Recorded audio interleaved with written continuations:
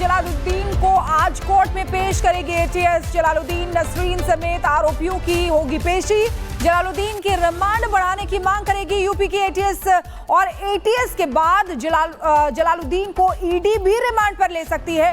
Money laundering मामले में जलालुद्दीन की रिमांड ले सकती है ईडी। राघवेंद्र हमारे साथ सीधे जुड़े हुए हैं, उनके पास जाएंगे और अपडेट ले लेते हैं। राघवेंद्र, इस खबर को लेकर क्या अपडेट है आपके पास?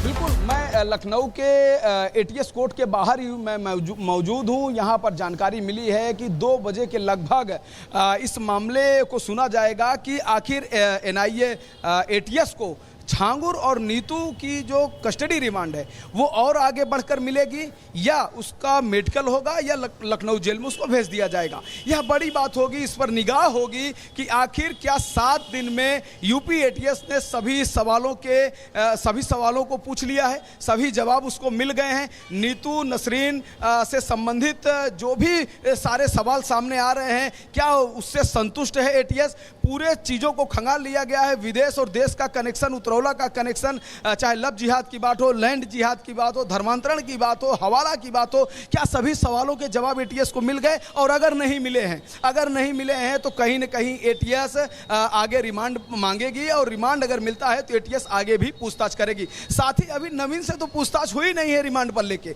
ना छांगुर के बेटे से हुई है, दोनों जेल में बंद हैं। नवीन और छांगुर के बेटे से अभी कोई स्पेशल रिमांड लेकर पूछताछ नहीं हुई है।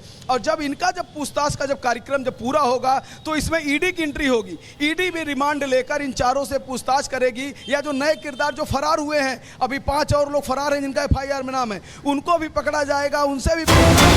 एक बड़ी खबर आ गई है, जलालुद्दीन पर आतंकी कैंप चलाने का आरोप है। पुणे में जलालुद्दीन पर आतंकी कैंप चलाने का आरोप लगा है। बड़ी अपडेट हम आपको बता रहे हैं। पुणे में जहां इसकी संपत्ति मिली है, करोड़ों की संपत्ति मिली है, जहां इसने आदिवासियों की जमीन हड़प ली थी, उसी को लेकर अपडेट है कि ये पूरा का पूरा नेक्सस चलाता था। इस बारे में क्या अपडेट है राघवेंद्र? इसके पहले भी मैंने इसका खुलासा किया था, क्योंकि कुछ लोग बता रहे थे कि जिस तरह से 16 करोड़ की प्रॉपर्टी खरीदी गई है महाराष्ट्र में, वहां पर उस प्रॉपर्टी पर कहीं न कहीं आतंकी गतिविधियां एक्टिव हैं। तो इस तरह की बात आई थी। साथ में सहारनपुर का एक फैमिली थी जिसने, उसका नाम था शहाबुद्दीन, उसने कहा था मेरे घर में आतंकियों को बसा दिया गया है, मुझको घर से बाहर निकाल दिया गया है। वह मुख्यमंत्री योगी आदित्यनाथ से गुहार लगा रहा था कि उनको बाहर करके मुझको घर के अंदर किया जाए। तो इस तरह की चीजें आई हैं और ये बात लगातार खुलकर आ रही है कि ये जो पैसा आता था, ये जो सैकड़ों करोड़ रुपए आए हैं, वो हवाला के जरिए आए हैं। वो क्यों आए थे? वो मैं लगातार बता रहा हूं कि आतंकवादी गतिविधियों को धार देने के लिए, गजवाए हिंद करने के लिए, लैंड जिहाद हो गया, लब जिहाद हो गया, धर्मांतरण हो गया, तमाम चीज़ों में ये पैसा लगता था। तो बहुत सारी चीज़ों की जांच अभी अधूरी है, बहुत सारे सवालों के जवाब को जानना अभी बाकी है। ऐसे में आज बहुत महत्वपूर्ण दिन है कि लखनऊ का जो एटीएस कोर्ट है, क्या इनको और रिमांड देता है या इन दोनों को मेडिकल कराने के बाद जेल जाने की इजाजत। जी राघवेंद्र, और ये बहुत बड़ा खुलासा भी है कि एक आदिवासियों की जमीन लेता है और उस पर आतंकी कैंप चलाता था ये बाबा। धर्मांतरण गैंग के मुखिया जलालुद्दीन उर्फ छांगुर के काले कारनामों की काली डायरी भी मिली है। पुलिस सूत्रों का दावा है कि इस डायरी में छांगुर अपनी सारी काली करतूतों का हिसाब लिखता था। छांगुर की डायरी के रहस्य इस एक्सक्लूसिव रिपोर्ट में देखिए।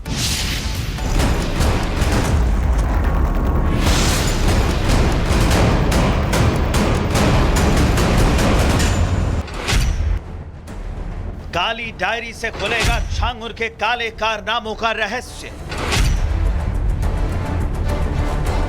छांगुर की काली डायरी में दर्ज है धर्मांतरण गैंग का काला चट्टा। बलरामपुर के जलालुद्दीन और छांगुर गैंग की जांच में हर नए रहस्य का पर्दाफाश हो रहा है। सूत्रों के मुताबिक पुलिस को जलालुद्दीन के ठिकानों से कुछ बेहद अहम सबूत मिले, जिनसे उसकी करतूतों का पूरा कच्चा चिट्ठा एक एक कर खुल रहा है। इन सबूतों में कुछ ऐसे सुराग हैं जिनसे विदेशी फंडिंग, धर्मांतरण और लड़कियों के शोषण के पूरे नेक्सस की एक एक कड़ियां आपस में जुड़ रही। सूत्रों के अनुसार यूपी एसटीएफ को छांगुर के घर से अहम सबूत मिले। इन्हीं सबूतों में लेन देन के कागजात शामिल हैं। पुलिस को 2 पेन ड्राइव समेत कुछ इलेक्ट्रॉनिक सबूत भी मिले हैं। इसमें जमीन मकान के कागजात भी शामिल हैं। बेनामी संपत्तियों का भी हिसाब किताब शामिल है। पुलिस को छांगुर की एक काली डायरी भी मिली है। धर्मांतरण को लेकर बाकायदा उसने एक डायरी बना रखी थी और उस डायरी में उन तमाम नामों को मेंशन करता था जिन लड़कियों का उसने जबरन या फिर ब्रेन वॉश करके धर्मांतरण करवाया है। काली डायरी की बरामदगी को पुलिस बेहद अहम सफलता मान रही है। जलालुद्दीन उर्फ छांगुर के सैकड़ों करोड़ के साम्राज्य और उसके काले कारनामों के खिलाफ डायरी अहम सबूत हो सकती है। काली डायरी में ही छांगुर ने अपनी सारी करतूतों का लेखा जोखा लिख रखा है। पुलिस सूत्रों के अनुसार इस डायरी में सारे रिकॉर्ड खुद छांगुर लिखता था। रोजमर्रा के लेन देन के अलावा धर्मांतरण का हिसाब भी इसी डायरी में दर्ज है। सूत्रों के अनुसार इस डायरी में गैंग के सदस्यों की जानकारी, धर्मांतरण करने वालों की लिस्ट, संभावित टारगेट लड़कियों की सूची, धर्मांतरण के बाद पैसों के पेमेंट का हिसाब, गैंग में पैसों के अवैध लेन देन का हिसाब, हवाला और विदेशी फंडिंग का लेखा जोखा और धमकी, रंगदारी, घूस कब्जे जैसी करतूतों की भी पूरी डिटेल लिखी हुई है। एटीएस की पूछताछ में अब तक के जो खुलासे हुए हैं वो खुलासे वाकई चौंकाने वाले हैं कि कैसे धर्मांतरण के इस गैंग को छांगुर बाबा चलाता था। नीतू उर्फ नसरीन, नवीन उसका पति, ये तीनों लोग मिलकर कैसे इस सिंडिकेट को आगे बढ़ाते थे। इस खुफिया डायरी की जानकारी पूछताछ में खुद जलालुद्दीन उर्फ छांगुर ने पुलिस को दी है। पुलिस ने उतरौला के ठिकानों की तलाशी में इसे बरामद किया है। इस डायरी से मिली जानकारी के आधार पर पुलिस धर्मांतरण गैंग के खिलाफ सबूतों के एक-एक कड़ियों को जोड़कर कार्रवाई की तैयारी में है। जलालुद्दीन को आज कोर्ट में पेश करेगी एटीएस। जलालुद्दीन, नसरीन समेत आरोपियों की होगी पेशी। जलालुद्दीन के रिमांड बढ़ाने की मांग करेगी यूपी की एटीएस और एटीएस के बाद जलालुद्दीन को ईडी भी रिमांड पर ले सकती है। मनी लॉन्ड्रिंग मामले में जलालुद्दीन की रिमांड ले सकती है ईडी। राघवेंद्र हमारे साथ सीधे जुड़े हुए हैं, उनके पास जाएंगे और अपडेट ले लेते हैं। राघवेंद्र, इस खबर को लेकर क्या अपडेट है आपके पास? बिल्कुल, मैं लखनऊ के एटीएस कोर्ट के बाहर ही मैं मौजूद हूँ। यहाँ पर जानकारी मिली है कि 2 बजे के लगभग इस मामले को सुना जाएगा कि आखिर एनआईए एटीएस को छांगुर और नीतू की जो कस्टडी रिमांड है वो और आगे बढ़कर मिलेगी या उसका मेडिकल होगा या लखनऊ जेल में उसको भेज दिया जाएगा। यह बड़ी बात होगी, इस पर निगाह होगी कि आखिर क्या 7 दिन में यूपी एटीएस ने सभी सवालों को पूछ लिया है, सभी जवाब उसको मिल गए हैं। नीतू, नसरीन से संबंधित जो भी सारे सवाल सामने आ रहे हैं, क्या उससे संतुष्ट है एटीएस? पूरे चीज़ों को खंगाल लिया गया है। विदेश और देश का कनेक्शन, उतरौला का कनेक्शन, चाहे लव जिहाद की बात हो, लैंड जिहाद की बात हो, धर्मांतरण की बात हो, हवाला की बात हो, क्या सभी सवालों के जवाब एटीएस को मिल गए? और अगर नहीं मिले हैं तो कहीं न कहीं एटीएस आगे रिमांड मांगेगी और रिमांड अगर मिलता है तो एटीएस आगे भी पूछताछ करेगी। साथ ही अभी नवीन से तो पूछताछ हुई नहीं है रिमांड पर लेके, ना छांगुर के बेटे से हुई है, दोनों जेल में बंद हैं।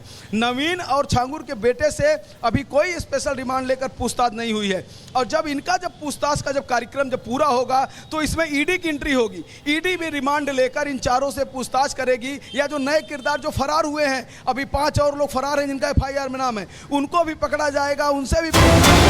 एक बड़ी खबर आ गई है। जलालुद्दीन पर आतंकी कैंप चलाने का आरोप है। पुणे में जलालुद्दीन पर आतंकी कैंप चलाने का आरोप लगा है। बड़ी अपडेट हम आपको बता रहे हैं। पुणे में जहां इसकी संपत्ति मिली है, करोड़ों की संपत्ति मिली है, जहां इसने आदिवासियों की जमीन हड़प ली थी, उसी को लेकर अपडेट है कि ये पूरा का पूरा नेक्सस चलाता था। इस बारे में क्या अपडेट है राघवेंद्र?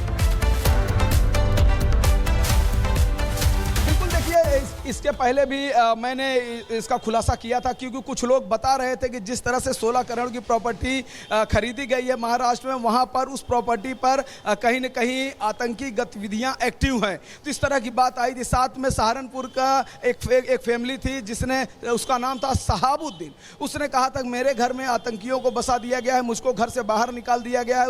वह मुख्यमंत्री योगी आदित्यनाथ से गुहार लगा रहा था कि उनको बाहर करके मुझको घर के अंदर किया जाए। तो इस तरह की चीजें आई हैं और ये बात लगातार खुलकर आ रही है कि ये जो पैसा आता था, ये जो सैकड़ों करोड़ रुपए आए हैं वो हवाला के जरिए आए हैं, वो क्यों आए थे? वो मैं लगातार बता रहा हूं कि आतंकवादी गतिविधियों को धार देने के लिए, गजवाए हिंद करने के लिए, लैंड जिहाद हो गया, लव जिहाद हो गया, धर्मांतरण हो गया, तमाम चीज़ों में ये पैसा लगता था। तो बहुत सारी चीज़ों की जांच अभी अधूरी है, बहुत सारे सवालों के जवाब को जानना अभी बाकी है। ऐसे में आज बहुत महत्वपूर्ण दिन है कि लखनऊ का जो एटीएस कोर्ट है, क्या इनको और रिमांड देता है या इन दोनों को मेडिकल कराने के बाद जेल जाने की इजाजत। जी राघवेंद्र, और ये बहुत बड़ा खुलासा भी है कि एक आदिवासियों की जमीन लेता है और उस पर आतंकी कैंप चलाता था ये बाबा। धर्मांतरण गैंग के मुखिया जलालुद्दीन उर्फ छांगुर के काले कारनामों की काली डायरी भी मिली है। पुलिस सूत्रों का दावा है कि इस डायरी में छांगुर अपनी सारी करतूतों का, काली करतूतों का हिसाब लिखता था। छांगुर की डायरी के रहस्य इस एक्सक्लूसिव रिपोर्ट में देखिए।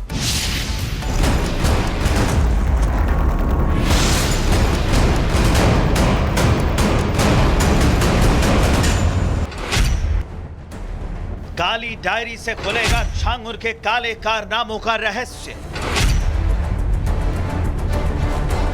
छांगुर की काली डायरी में दर्ज है धर्मांतरण गैंग का काला चट्टा। बलरामपुर के जलालुद्दीन और छांगुर गैंग की जांच में हर नए रहस्य का पर्दाफाश हो रहा है। सूत्रों के मुताबिक पुलिस को जलालुद्दीन के ठिकानों से कुछ बेहद अहम सबूत मिले, जिनसे उसकी करतूतों का पूरा कच्चा चिट्ठा एक एक कर खुल रहा है। इन सबूतों में कुछ ऐसे सुराग हैं जिनसे विदेशी फंडिंग, धर्मांतरण और लड़कियों के शोषण के पूरे नेक्सस की एक एक कड़ियां आपस में जुड़ रही।